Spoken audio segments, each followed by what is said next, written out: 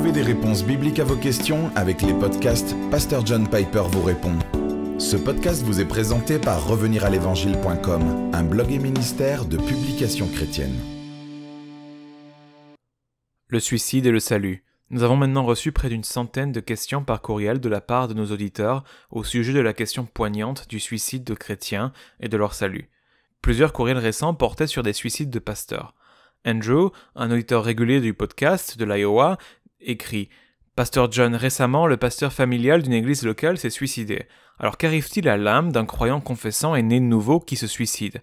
Est-ce là le péché impardonnable? Est-ce que cela montre que la personne n'a jamais été un croyant parce qu'elle n'a pas persévéré? Ou est-il possible pour quelqu'un qui se suicide d'aller au paradis? » Alors, Pasteur John, ce sont des questions difficiles, mais elles ne sont pas nouvelles pour vous. J'ai été impliqué de près dans plusieurs suicides dans ma vie. J'ai nettoyé le sous-sol après que la police eut retiré le corps d'un homme qui s'était tiré une balle dans la tête et j'ai utilisé un balai pour balayer le sang et d'autres choses dans un bac à poussière pour ensuite tout verser dans le lavabo de sorte que sa femme ne puisse pas avoir à voir ce que nous avions trouvé. Et puis j'ai fait ses funérailles 5 jours plus tard. C'était un croyant confessant. J'ai célébré les funérailles d'une jeune femme qui a sauté par la fenêtre de l'infirmerie fermée à clé de l'hôpital en bas de ma rue, où elle était maintenue en sécurité dans sa détresse psychologique. Et elle est morte en sautant par la fenêtre. Se méfier de Dieu. Alors que cela soit clair, se tuer soi-même c'est sérieux. Nous jouons avec le feu. C'est spirituellement et éternellement grave de se tuer soi-même. Ce n'est pas une chose légère. Et quiconque m'écoute et qui envisage de se suicider devrait m'entendre dire « ne le fais pas ».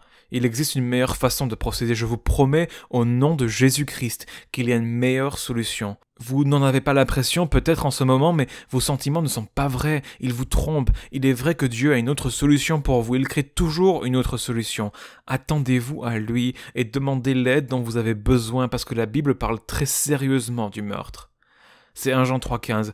Tout homme qui déteste son frère est un meurtrier, et vous savez qu'aucun meurtrier n'a la vie éternelle en lui. Cela devrait effrayer les gens qui envisagent de mettre fin à leur jour par le meurtre. Alors qu'est-ce que cela veut dire? La vie éternelle et le meurtre ne coexistent pas dans la même âme, mais soyons prudents maintenant. N'allons pas plus loin qu'il n'y paraît. Le passage veut-il dire que tous ceux qui ont un moment de haine sont des personnes haineuses?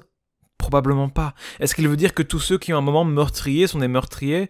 C'est une question importante, j'en doute fort. Oui, la Bible dit que nous devons persévérer jusqu'à la fin pour être sauvés. Marc 13,13 ou Hébreux 3,14, car nous sommes devenus participants de Christ pourvu que nous retenions fermement jusqu'à la fin l'assurance que nous avions au commencement. C'est un avertissement très sérieux, mais cela ne signifie pas que notre expérience d'assurance en Dieu jusqu'à la fin est parfaite, de sorte que nous ne commettons pas de fautes qui trahissent, que nous ne faisons pas pleinement confiance à Christ. Tout péché.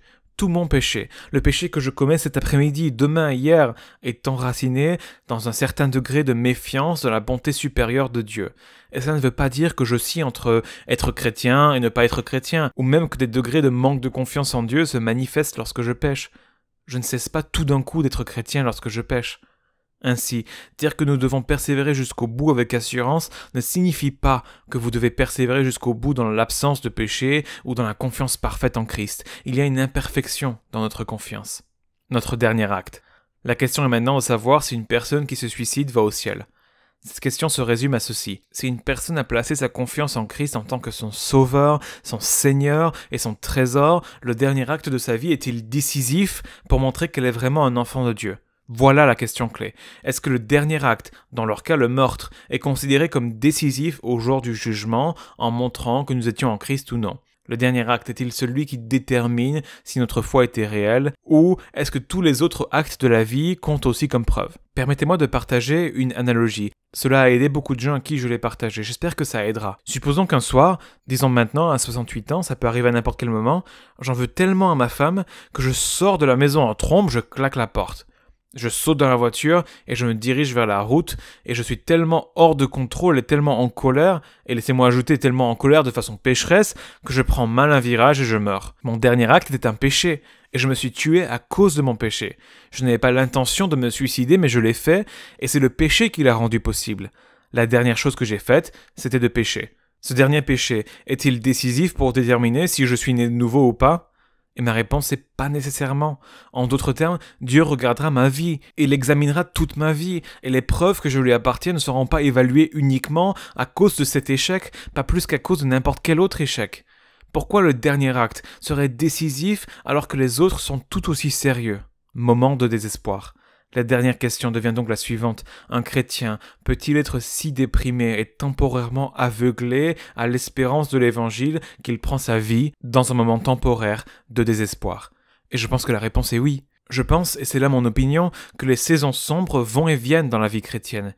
Il est dangereux de dire cela parce que nous sommes tous si facilement trompés et nous devrions être terrifiés d'essayer de rencontrer Jésus par le meurtre. C'est un choix horrible. Mais entre la terreur que nous devrions ressentir à propos de ce choix et le désespoir de la victime du suicide, entre ces deux-là, j'agite un drapeau d'espoir en disant que la vraie foi peut aussi passer par des saisons sombres. Nous espérons que ce podcast vous a encouragé.